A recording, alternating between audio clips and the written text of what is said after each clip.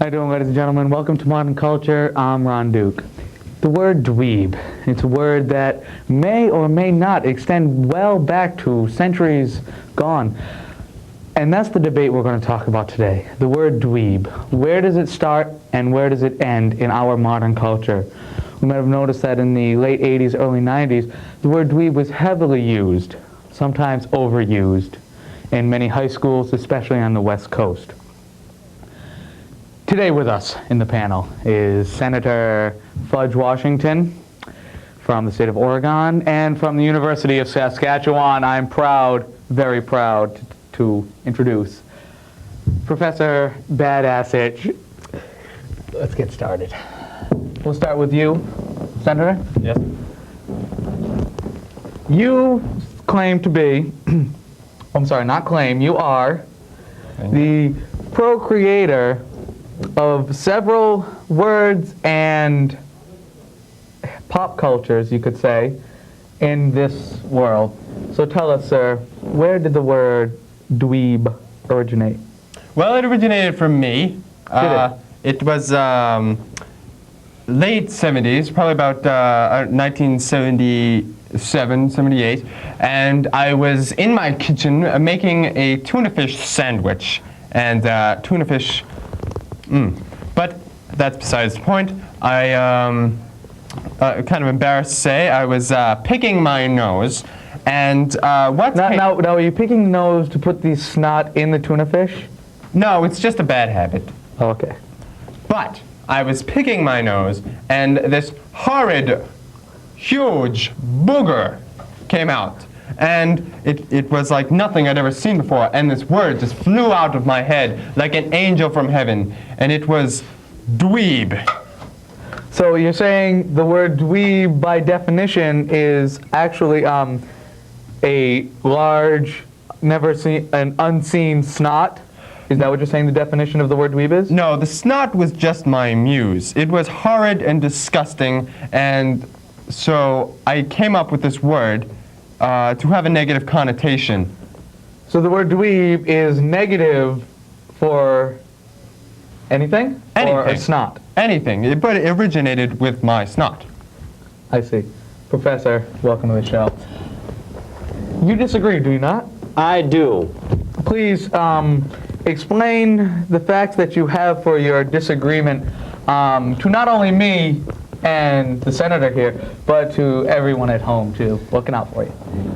Well, when the snot flew out of his nose, he very well could have thought of the word dweeb and it flew out of his mouth. But the word dweeb has been around much longer than all of us here.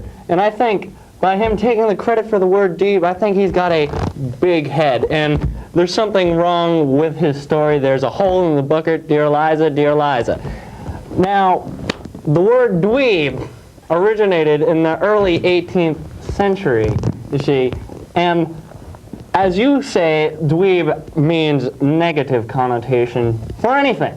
But in the early 18th century, dweeb was quite a positive thing to describe a snappy dresser. Now, I have tried to dress like a snappy 18th century dweeb today to show you all and all our viewers at home what the word dweeb personifies in its original context. Now, Senator, throughout his entire statement, you are making a puss of a face. Can you please explain your puss? Because I will explain my puss, as you put it. Very interesting word you use there. Hey, we do what we can. I use that puss because I have an extensive knowledge of not only the English language, but all of the major Romance languages, including the original Latin language. I know all. Therefore, you have conjured up this idea, this dream, this hearsay that you have heard, and it's totally wrong. I never used to use the word dweeb. That is, until my ex-lover Richard cast the evil spell of potato chips on me. This is my story. Watch. You'll see. Oh, Selma, I love you. Oh, Richard, I love you too. Nothing in the world could ever make me stop stop loving you. Oh, Richard, I love you more than good stuff. Oh, Selma. Oh, Richard. Oh, Selma. Oh, Richard. Oh, Richard, yes. What? Oh, sorry, you hungry at all? What? Food in belly. Consumption of food. Yes, Richard. Yes, of course. What did you have in mind? Well, No, we don't consume the well. We drink the water. oh, sorry, what was I thinking of?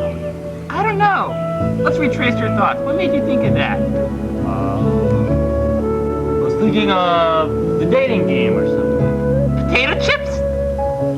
You can read my mind like a mind reader. I love you. We don't have any potato chips, though. I picked some up today. Sounds delectable. What brand? Dr. Supercrump's famous potato chips.